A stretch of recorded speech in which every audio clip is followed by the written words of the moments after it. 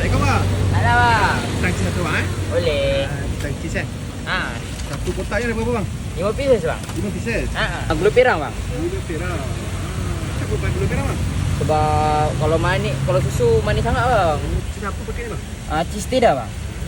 Penuh sampai tutup pisang lah Coklat bang. Coklat. Best seller sini bang Best seller bang. Berapa ringgit bang kau coklat? RM5 bang. Kalau ada Nutella. Nutella.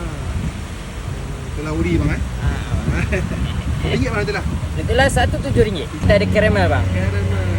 Dia tak manis sangat kan bang kan? Manis manja bang. Macam Bang. putih hijau. Berapa ringgit macam? Macam 7 bang. Kalau keledek RM52, kalau ubi getuk RM54, cucur pisang RM5, popiah RM4, kari pak daging ayam satu RM1. Popok losong ni RM52.